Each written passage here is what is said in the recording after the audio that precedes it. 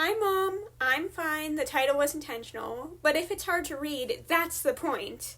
Let's talk about capitalization. What is the capital of Maine? You know, I still remember in my early days of kindergarten, my teacher told us all to write our names and to make sure we capitalized the first letter and directed us towards the alphabet poster going around the room to figure out what the capital letters looked like. And myself and about half the class came up to her confused because the capital version of our letters was just a bigger form of the letter. But she answered the questions, and I just like that knew the first step to capitalization.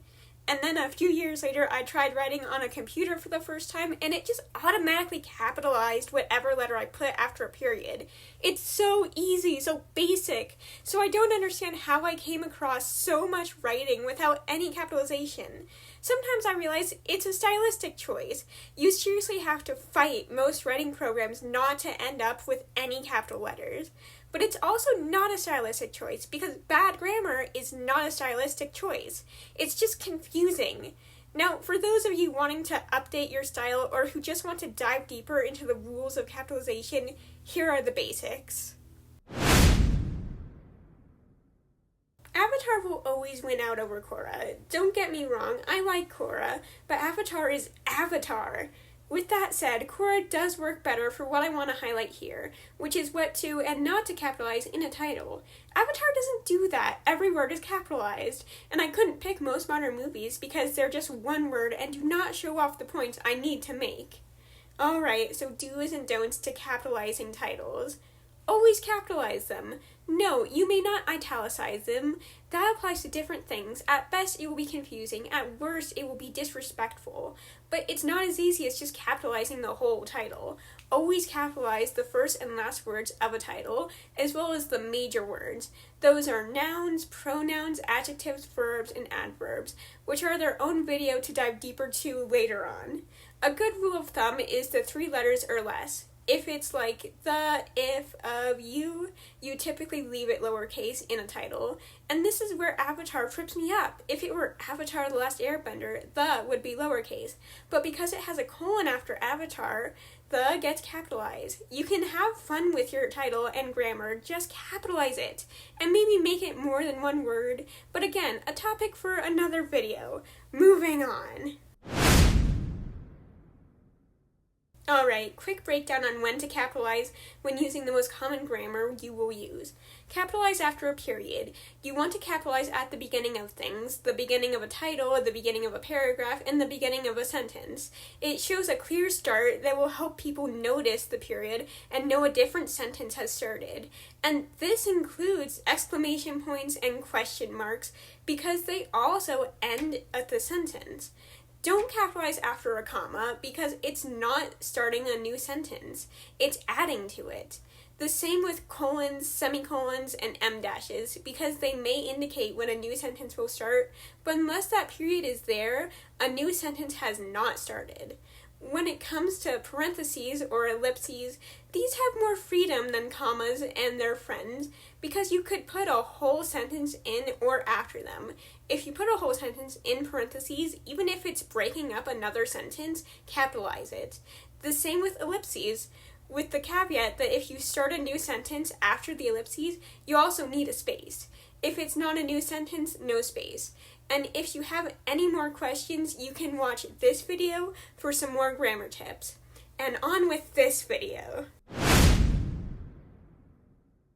Friday is the name of a day. Yesterday and tomorrow are not the names of a specific time. They're references. You're referring to a specific time. That's why you also need to capitalize things like Christmas, which is the name of a specific holiday, but you don't need to capitalize winter because it's referring to what season it is.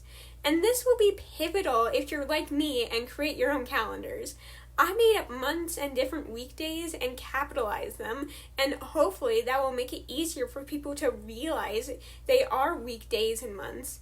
You also want to capitalize eras, the Edwardian era, the Victorian era, the Middle Ages. If you don't capitalize Middle Ages, suddenly you're not talking about a point in time. You could be talking about any number of things, from middle schoolers to people in the middle of their lives. And that could get confusing. That's why we capitalize. And this leads into my next point. So a proper noun is basically any name or title. If you're talking about someone by name, you capitalize their name. Think the difference between Lion the animal and Dr. Lion the veterinarian. You need to capitalize the last name Lion and his title Doctor. And this feels basic, but it can get confusing because if you say Dad's driving, you capitalize Dad. In that instance, Dad is his title. It's the stand-in for his name and needs to be capitalized the same as if you were referring to Sam driving. But if you say my dad is driving, you don't capitalize my dad because you're not referring to the title but more the relationship to you. So if you say I'm going to my doctor or the doctor, no capitalization. If you say I'm going to Dr. Lyon's office, you capitalize the name and title. And this most trips me up when it comes to God. I have been told time and again to capitalize God, and sometimes I do, and sometimes I don't, because God is a title. It's a name of the Lord, but it's also a title, and depending on a person's belief, when they exclaim, "Oh my God," they could be referring to a deity they very much believe in, or just using a phrase no different than, "Oh my goodness." And that's largely how I base my capitalization of God. If the person's religious, God is capitalized. If not, no capitalization. And that leads into my next point. It's so good to be back to the basics and back to my old catchphrase. But this is important. I do on fantasy, and that involves making up a lot of different things. Magical races, months, rivers, worlds, and deciding what does and doesn't get capitalized. In my world, I have a race of people called florists, and even though florist is not normally capitalized, I still capitalize it, both to minimize confusion if I ever refer to flora or florists like who actually exist in our world, and to represent their importance to the other magical races. And you can do the same. I want to note that grammar isn't a binary. It's not right or wrong, it's ever evolving. If you write a character where English isn't their first language, it's alright to give them poor grammar or have them use the wrong words. If you have a deaf character and want to change the way they structure their sentences to help show off their signing, you can. If you want your black character to use African American vernacular English rather than standard English, you can. But be consistent. You can't change up how a character breaks the rules of grammar halfway through, or else it will not only be confusing, but it will weaken their characterization. To me, that's what improper grammar is, a powerful tool to help with characterization by showing off what rules different characters do and don't follow, how they write different from how they speak, and emphasize their voice. Follow the sound of my voice! You should follow some of these rules because if you don't, it will distract people and they'll focus less on your writing and more on the lack of capitalization. But you can break the rules sparingly to help emphasize things in your book or show off whatever weird things exist in your world. Just remember to be consistent when you break the rules, or that will get confusing too. I'm confused. And that's all I got. As it turns out, capitalization looks easy, but it can be tricky. And honestly, it was a little hypocritical how much shade I threw at the beginning of this video, because I still struggle with all these rules too. But they are important. Grammar exists to help get your writing across clearly so people can focus on your point, and capitalization is a big part of grammar.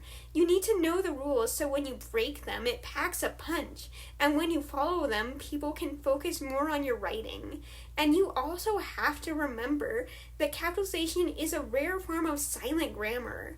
If you put a period in a specific place over a comma, people listening to your story will know. If you fail to capitalize, people listening won't know. And that's good if you slip up, but bad if you are like the stories I read that didn't capitalize for stylistic choices.